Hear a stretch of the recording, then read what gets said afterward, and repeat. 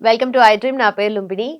Joint pains ఎక్కువగా కాళ్ళ నొప్పులు, కీళ్ళ నొప్పులు అని చెప్పేసి ఎవరో ఒకరు ఇంట్లో ఉంటారు కదా, మన ఇంట్లో కంప్లైంట్ చేస్తూ ఉంటారు. సరే, మొత్తానికి అయితే ఏజ్తో పాటు వచ్చేది కొంతమందికి ఉంటుంది, కొంతమందికి ఒబేసిటీ అంటే వెయిట్ బాగా పెరిగిపోవడం వల్ల, లేదంటే ఏదైనా లైఫ్ స్టైల్లో డిఫరెన్సెస్ వల్ల కూడా వస్తూ ఉండొచ్చు. కానీ మొత్తానికి కామన్ అయితే అయిపోయింది కదా. మన ఇండియాలో చూసుకుంటే ప్రతి ముగ్గురులో ఒకరు మాత్రం దీంతో సఫర్ అవుతూ ఉన్నారు. మరి దీనికి ఏం చేయొచ్చు? ఎందుకు ఇంత మోస్ట్ కామన్ అయిపోయింది అండ్ ఎలాంటి మెడిసిన్ వాడాలి? మనతో పాటు ఉన్నారు ప్రముఖ వైద్యులు సిఎల్ వెంకట్రావు గారు, మెడికల్ కౌన్సిల్ ఆఫ్ ఇండియా మాజీ సభ్యులు. ఆయనతో మాట్లాడదాం. సార్ నమస్తే. నమస్తే. ఎలా ఉన్నారు? బాగున్నా. ఓకే. కాళ్ళ నొప్పులు, కీళ్ళ నొప్పులు, ఎక్కువగా మోకాళ్ళ నొప్పులు చాలా ఎక్కువైపోతున్నాయి. ఎవరో ఒకరికి ఉంటాయి, ఇంట్లో బాధపడుతూనే ఉంటారు ప్రతిసారి కూడా. సో దీనికి ఎందుకు ఇంత కామన్ అయిపోయింది అండ్ మనం ఏం మెడిసిన్ వాడచ్చు అసలు? మెడిసిన్ కంటే ముందు కలియుగం, అన్నీ కల్తీలే. ఏ వస్తువు చూసినా కల్తీలు. పాలతో మొదలుపెట్టి కారము, పసుపు, ఒకటేంటి కల్తీకి అతీతము కాదు ఏది. కనుక ఆ కల్తీల వల్ల తర్వాత పూర్వకాలము పశువుల పెంటతో పంటలు పండించేవాళ్ళం. ఇప్పుడు రసాయన ఎరువులు, అసలు పురుగు మందులు అవసరమే ఉండేది కాదు. ఇప్పుడు పురుగు మందులు ఎంత పవర్ఫుల్ అంటే అది వాసన చూస్తేనే చచ్చిపోయేంత పవర్ పురుగు మందులు వాడుతారు. కనుక ఈ రసాయనాలతో పంటలు పండించటం, రసాయన ఎరువులు, పురుగు మందులు, వీటి ప్రభావము, కల్తీల ప్రభావం వల్ల ఒకప్పుడు ముసలి వాళ్లకు రావలసిన కాళ్ళ నొప్పులు, కీళ్ళ నొప్పులు ఇవాళ చిన్న వయసులోనే మొదలవుతాయి. ఇప్పుడు మరి పిల్లలు, ఒక విషయం చెప్పాలి, చంద్రబాబు నాయుడు గారు ఆయన ముఖ్యమంత్రి అయినప్పుడు 1995లో 2 కంటే ఎక్కువ పిల్లలుంటే అసలు నువ్వు పంచాయతీకి, మున్సిపాలిటీకి దేనికి అర్హుడు కాదు, స్థానిక సంస్థలో ఎన్నికే అర్హుడు కాదని చట్టం చేశాడు. మళ్ళీ అదే చంద్రబాబు నాయుడు 4వసారి ముఖ్యమంత్రి అయ్యి ఇప్పుడు ఏం చెప్తున్నాడు, అసలు ఒకళ్ళు ఇద్దరు వాళ్ళకి అర్హత ఉండదు, 4-5 పుట్టించండి, పుట్టిస్తే నేను వాళ్ళకి అనేక రకాల ప్రయోజనాలు, 3 బెడ్రూమ్ అపార్ట్మెంట్ ఇస్తానంటున్నాడు. 3 పుట్టించండి, 4 పుట్టించండి. ఆ చట్టం పోగా ఏమైంది ఆయన చేసిన దానివల్ల? ఇంట్లో 1-2, చాలామంది ఒకడుంటే ఆఫీసర్ అవుతాడు, 4 అయితే కూలి పని చేసుకుని బతకాలని చెప్పి అందరూ ఒకరికే పరిమితం అయ్యారు. ఇక ఒకరికి పరిమితం అంటే గారాల పట్టి, ఆడిందే ఆట, పాడిందే పాట. డాడీ ఆపు బైక్ అంటే ఆపు, కార్ అంటే ఆపాల్సిందే. ఇక వాళ్ళు తినేది పిల్లలు ఏంటి?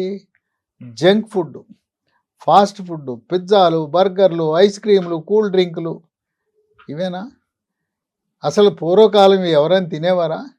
ఇవాళ దౌర్భాగ్యం ఏంటంటే గ్రామీణ ప్రాంతాలలో కూడా ఈ పిజ్జాలు, బర్గర్లు, చాట్లు, ఈ రకంగా ఈ ఫాస్ట్ ఫుడ్, ఈ జంక్ ఫుడ్ అనే అలవాటు గ్రామాలకు కూడా పాకిపోయింది అంటువ్యాధిగా. వాటి ప్రభావం మెయిన్గా, ప్రధానంగా ఈ నూడిల్స్, ఫ్రైడ్ రైస్లో అజినమోటో అనే ఒక ఉప్పు, దీన్ని పాపం తెలవక టేస్టింగ్ సాల్ట్ అంటారు. ఇళ్లలో కొనుక్కుని కూడా ఇళ్లలో వాడుతున్నారు ఫ్రైడ్ రైస్ చేసేటప్పుడు. ఈ టేస్టింగ్ సాల్ట్, అజినమోటో ఉప్పు వేసినప్పుడు బరువు విపరీతంగా పెరిగిపోతారు. పిల్లలు బరువు అడ్డంగా పెరుగుతారు, ఎత్తు పెరగరు. దీర్ఘకాలికంగా ఈ టేస్టింగ్ సాల్ట్ వాడటం వల్ల లైంగిక పరమైన సమస్యలు కూడా ఉత్పన్నమై మగపిల్లలకి ఆ ఉండవలసిన మగతనం కూడా కొరవడే పరిస్థితి ఏర్పడుతుంది. అందువల్ల ఇటువంటి అలవాట్ల వల్ల పిల్లలు ఈ రోజున చిన్నతనంలోనే మోకాళ్ళ నొప్పులు. దీనికి తోడు గతంలో మనకు ఎట్టాగో కాల్షియం అనుకునేవాళ్ళం. ఎముకంటే కాల్షియమే కాదు, ఇప్పుడు చాలామందికి తెలిసింది విటమిన్ డి కూడా అవసరం. ఇప్పుడు విటమిన్ డి ఎందుకు లోపం వస్తుంది?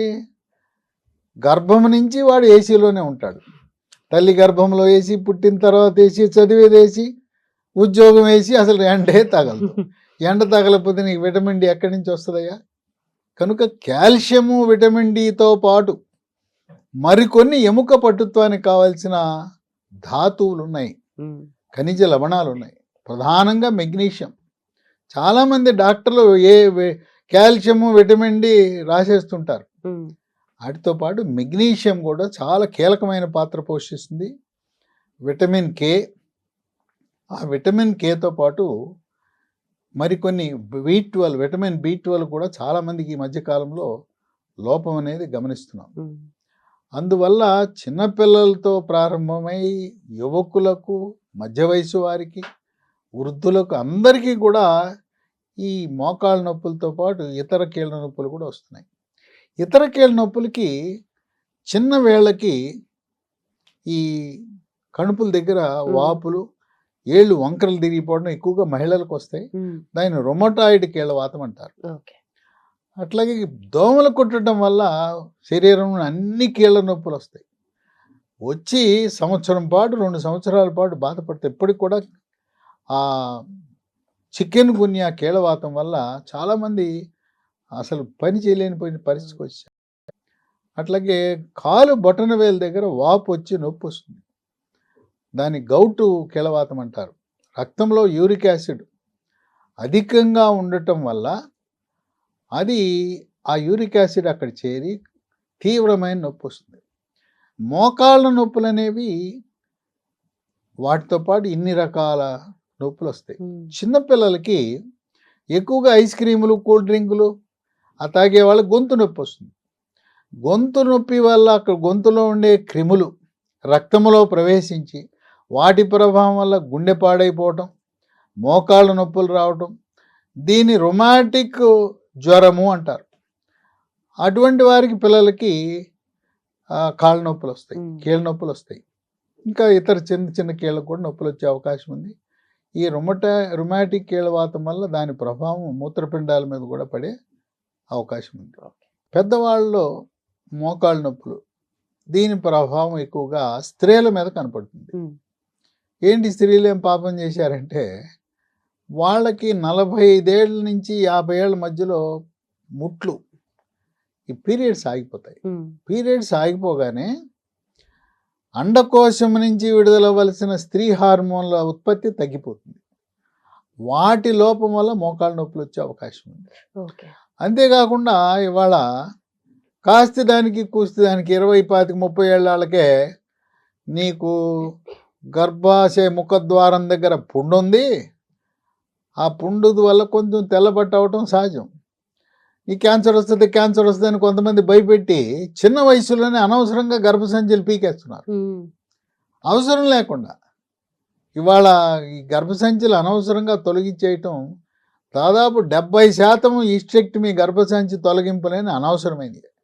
ఆ మహిళల్ని బాధ పెడుతున్నారు. ఏం చెప్తున్నా నమ్మబలుగుతున్నారు. అమ్మ నీకు 2 పిల్లలు పుట్టారు కదా, ఎందుకు పని అయిపోయింది కదా, నెలసరి ఇవన్నీ ఎందుకు, న్యూసెన్స్ కదా, తీయించేసుకో అని చెప్పి వాళ్ళకి బుర్రకి ఎక్కించి క్యాన్సర్ భయాన్ని పెట్టి పుండు ఉందని చెప్పి ఆ పుండు క్యాన్సర్గా మారుతుందని చెప్పి గర్భసంచి తీసేస్తున్నారు.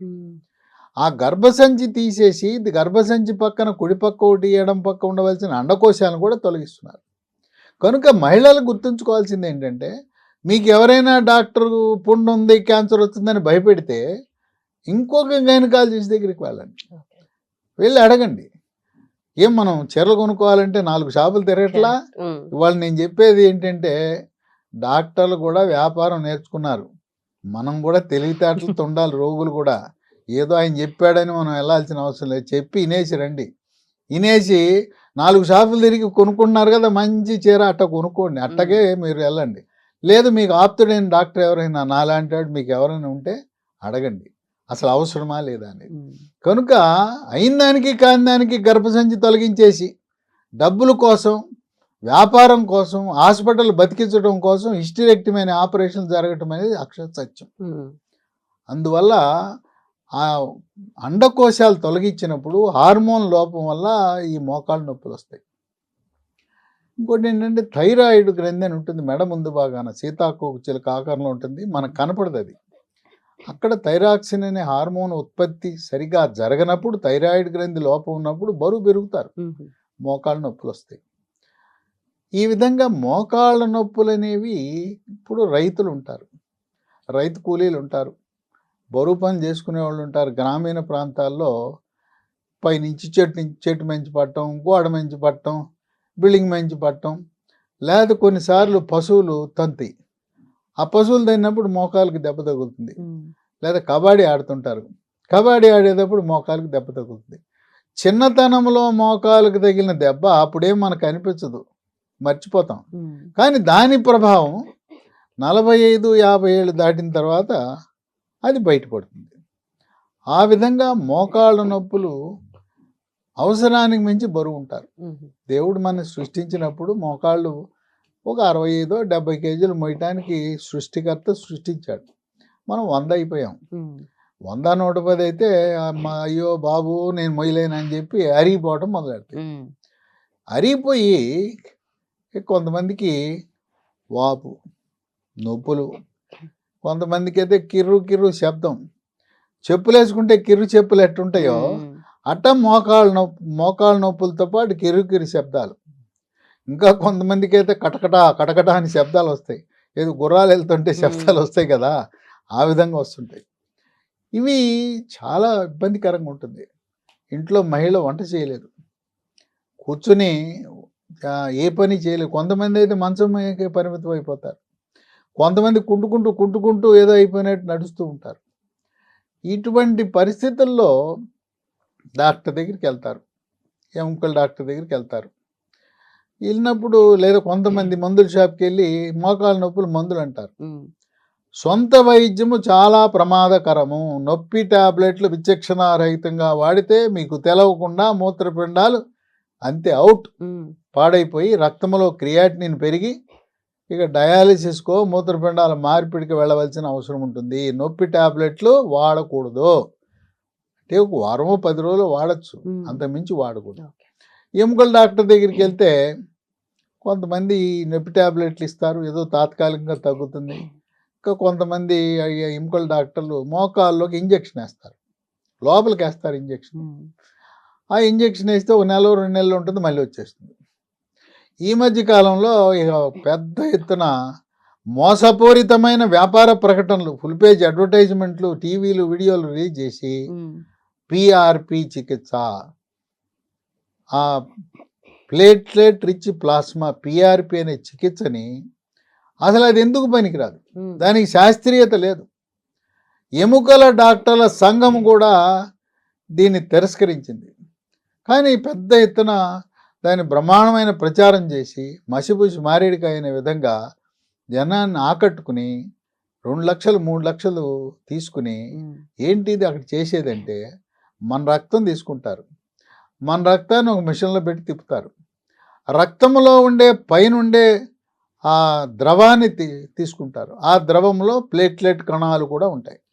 ప్లేట్లెట్లు కలిగి ఉన్న మన రక్తంలో ఉండే ద్రవాన్ని మోకాల్లోకి ఎక్కించి 3 లక్షలు తీసుకుంటారు. ఏమైనా న్యాయమా? పోతే పోయిన 3 లక్షలు మళ్ళీ 3 నెలల తర్వాత యథాతథ స్థితే. అది ఏమీ ప్రయోజనం ఉండదు. అనేక మంది మోసపోయారు. ఈ ప్లేట్లెట్ రిచ్ ప్లాస్మా అనేది ప్రయోగ దశలో ఉన్నది తప్పనిచ్చి వాడవలసిన వైద్యం కాదని ఖరాఖండిగా ఆర్థోపెడిక్ అంటే ఎముకల డాక్టర్ల సంఘాలు కూడా ప్రకటించినాయి. ఇక లేదంటే ఎముకల డాక్టర్ దగ్గరికి వెళ్తే వాళ్ళు చూడగానే ఆపరేషన్ అంటారు. ఆపరేషన్ అంటే 70 ఏళ్ళాళ్ళు 80 ఏళ్ళాళ్ళు షుగరు, బీపీ, గుండె జబ్బులు ఇన్ని ఉంటాయి, థైరాయిడ్లు ఉంటాయి. ఎవరికైనా భయమేనా ఆపరేషన్ అంటే? పోనీ ఆపరేషన్ చేయించుకున్నాం, ఆపరేషన్ చేయించుకుంటే 100కి 100 రూపాయలు గ్యారెంటీనా? చేయించుకోకముందు ఎట్టుందో చేయించుకున్న తర్వాత కూడా అట్లా ఉన్న వ్యక్తులు అనేక వేల మంది ఉన్నారు. ఏం లాభం? చేయించుకున్నాను ప్రయోజనం లేదని.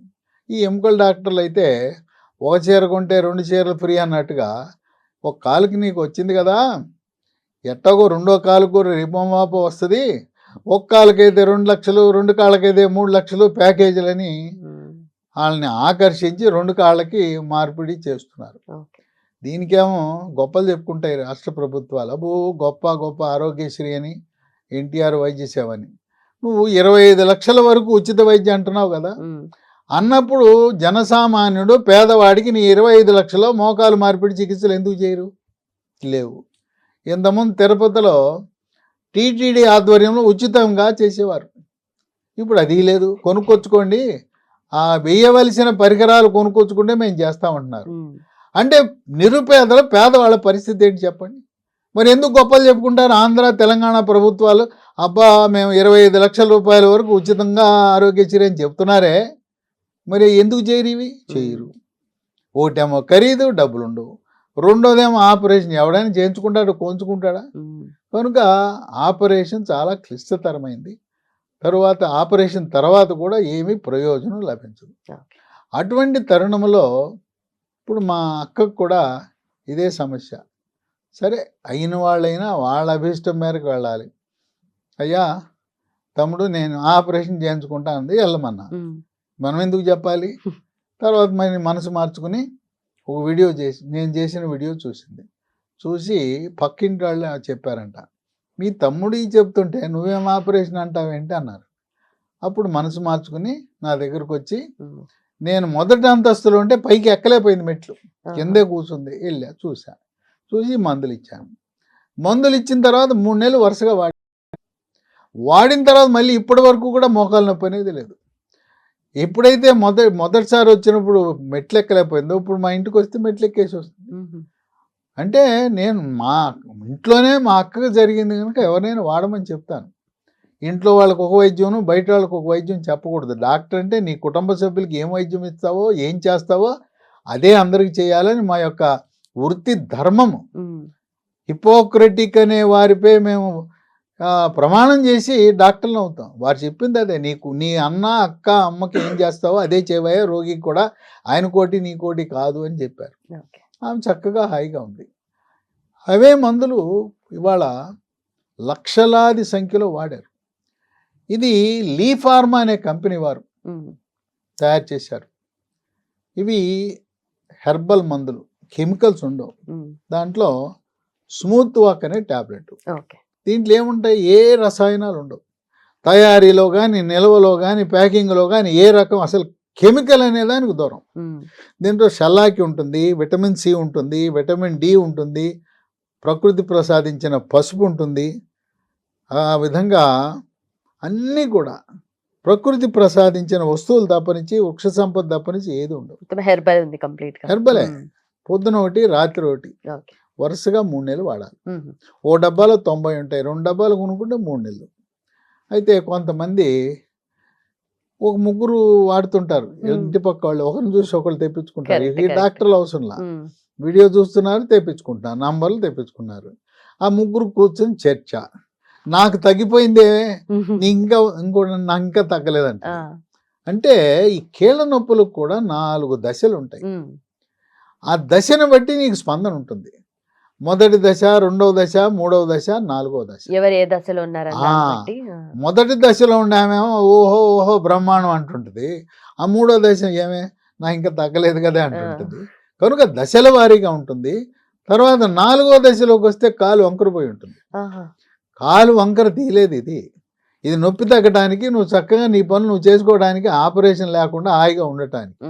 70 ఏళ్ళు, 60 ఏళ్ళు, 70 ఏళ్ళు, 80 ఇచ్చి గుండె జబ్బును, బీపీలు, షుగర్లు, థైరాయిడ్లు పెట్టి ఈ ఆపరేషన్లు 2 లక్షలు 3 లక్షలు పెట్టి చేయవలసిన ఆపరేషన్ హాయిగా ఉంటారు. కనుక మీరు గమనించవలసింది ఏంటంటే, మొదటి దశ మహిళ 15 రోజులకే సంతోషంగా ఆమె చలాకీగా వాకింగ్ చేస్తుంటే, ఏమైనా నువ్వు బాగా పని చేస్తున్నాయి, నాకు పని చేయట్లేదు అనుకుంటారు. వీళ్ళు 2వ దశ, 3వ దశ, 4వ దశ.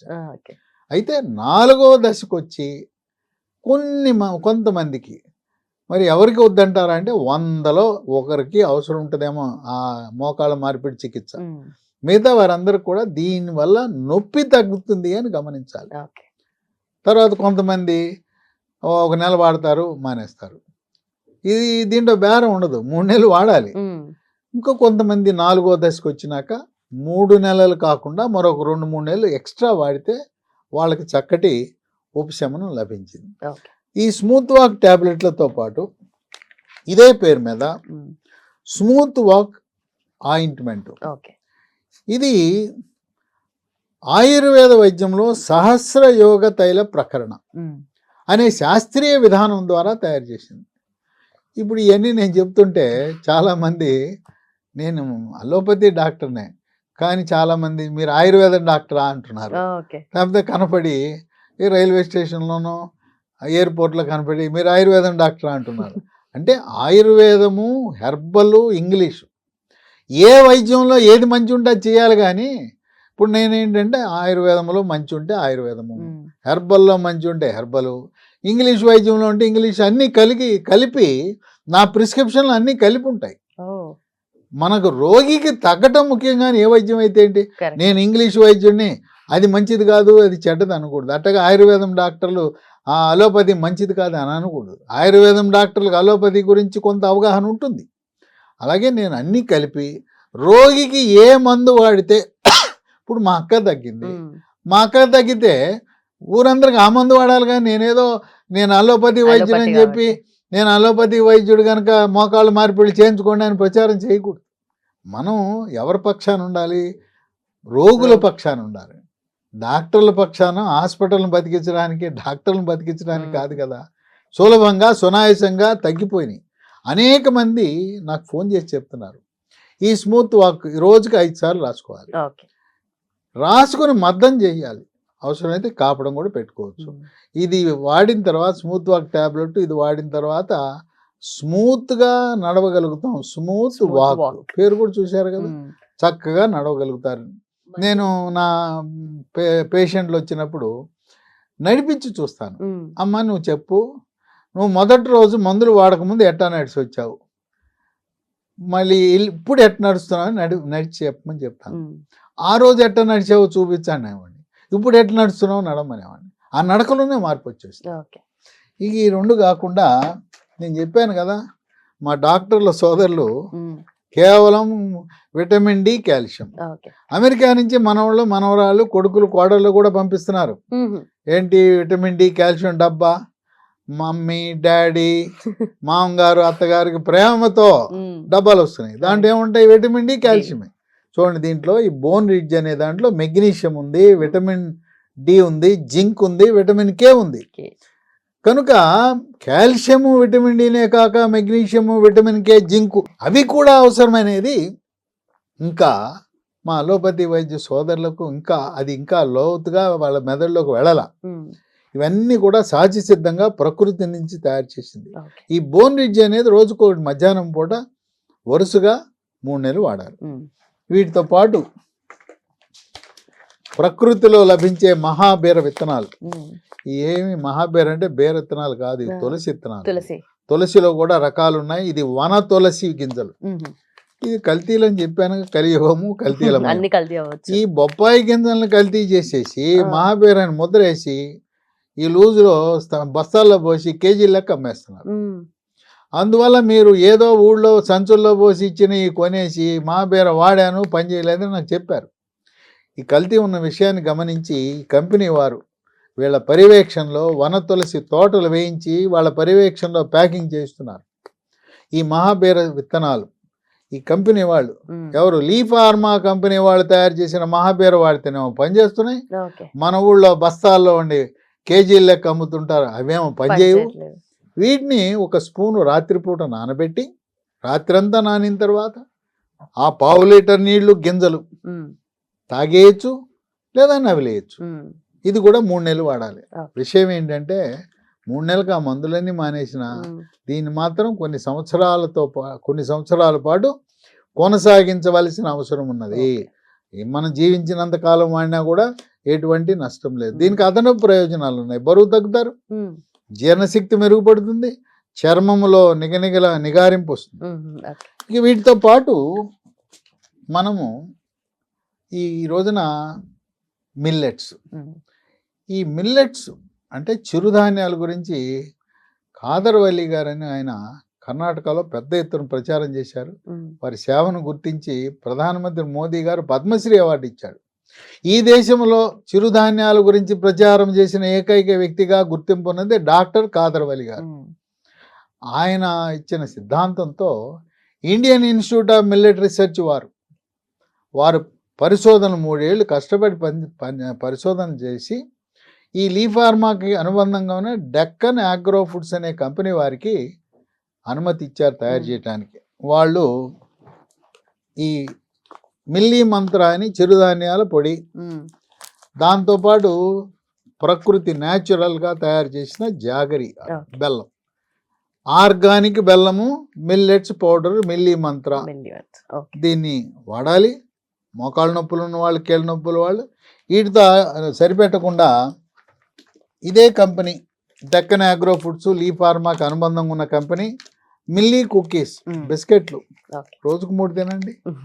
తర్వాత చాక్లెట్లు, ఓకే మిల్లీ న్యూట్రీ బార్ రోజుకో చాక్లెట్ తినండి. షుగర్ ఉన్న వాళ్ళు షుగర్ ఉన్న వాళ్ళకి పనికిరాదు, షుగర్ లేని వాళ్ళు ఈ 3 తినచ్చు, రోజుకోటి తినచ్చు. ఒకటి కంటే ఎక్కువ తిన్నా కూడా నష్టం లేదు. ఈ చాక్లెట్లు మరి బరువు ఎక్కువ ఉన్న వాళ్ళు తింటే ఇంకా పెరుగుతారు బరువు. ఓకే ఓకే వీటితో పాటు చిప్స్, ఎప్పుడు ఈయన బోర్ కొట్టేస్తుందని అనకుండా చిప్స్ కూడా తయారు చేస్తున్నారు. కనుక మిల్లెట్స్తో తయారు చేసే ఈ మోకాళ్ళ నొప్పులు లేకపోయినా వాడచ్చు. చిన్నపిల్లలు చాలామంది, మా ఇంట్లో పిల్లలు ఎత్తు పెరగట్లేదు, బక్కగా ఉంటాడు, సన్నగా ఉంటాడు, బరువు పెరగట్లేదు అనుకున్న వాళ్ళకి ఈ మిల్లీ మంత్ర పొడి, milli cookies, milli nutri bars, milli chips వాడటం ఎంతో ప్రయోజకరం. ఇవి ఎక్కడ దొరుకుతాయి అని అనుమానం. ఎక్కడ పడితే అక్కడ దొరకవు ఇవి. ఇవి మనం అమెజాన్లో ఆర్డర్ పెట్టచ్చు, ఆన్లైన్లో. లేదా ఈ కంపెనీ వారిది ఒక వెబ్సైట్ ఉంది, lehealthdomain.com అనే వెబ్సైట్లో ఆర్డర్ పెట్టచ్చు. lehealthdomain.com. దాని ముందు www 3 పెట్టాలి కదా. తర్వాత 3 ఫోన్ నంబర్లు చెప్తాను, వాళ్ళకి ఫోన్ చేయండి, కొరియర్లో మీ ఇంటికి వచ్చేస్తాయి. 9100107480 9100107480 8977030218 950289737. నేనేమో స్పీడ్గా చెప్పుంటే స్క్రీన్ మీద కనపడతాయి, స్క్రీన్ మీద చూసుకోవచ్చు నెంబర్లు ఇవన్నీ. లేదా డిస్క్రిప్షన్ బాక్స్ అని ఉంటుంది, చదువు వచ్చిన వాళ్ళకి డిస్క్రిప్షన్ బాక్స్ అంటే దాన్ని నొక్కితే దాని లోపల కూడా నేను చెప్పిన వివరాలన్నీ ఉంటాయి. ఎక్కడ దొరుకుతాయి, ఏ వెబ్సైటు, ఫోన్ నంబర్లు. వీటన్నిటితో పాటు ప్రకృతిని మరవద్దు సుమా. నువ్వుల ఉండలు మన పూర్వీకులు తినేవాళ్ళు. ఓళ్ళలో జీడీలు తినేవాళ్ళం, బెల్లపు జీడీలు, పంచదార జీడీల మీద నువ్వులు అద్దేవారు. ఆ నువ్వులు చక్కటి పోషక విలువలు కలిగిన కాల్షియం ఉంటుంది. నువ్వులు ఉండలు రోజుకు 3 తినాలి. అట్లాగే మినుములతో చేసిన కుడుములు, మినుములతో చేసిన ఇడ్లీలు, మినుములతో చేసిన దోశలు, అట్లాగే మినుముల పిండితో చేసిన సున్ని ఉండలు. అవి తింటే ఎముక దృఢత్వం వస్తుంది, మోకాళ్ళ నొప్పులు పోతాయి. అట్లాగే రాగులను మరవద్దు. రాగి, జొన్న, సజ్జ, కొర్రలు, అరిగెలు, సామెలు, ఊదల యొక్క జావ కానీ, రొట్టెలు కానీ, అన్నం కానీ వండుకొని తినండి. సకల రోగాలకు కారణం ఈరోజు మనం తినే తెల్లగా ఉండే బియ్యము, గోధుమలు. కనుక ఈ 2 మన శత్రువులే. బియ్యము మన శత్రువులే, బియ్యముతో పాటు గోధుమలు మన శత్రువులే. చిరుధాన్యాలు మన స్నేహితులు, మన హితులు, సన్నిహితులు. వాటినే వాడాలి. ఆకుకూరలను మరవద్దు. మనం గ్రామాల్లో ఇంటి ముందు వేసుకుంటే అన్నీ పడుతాయి.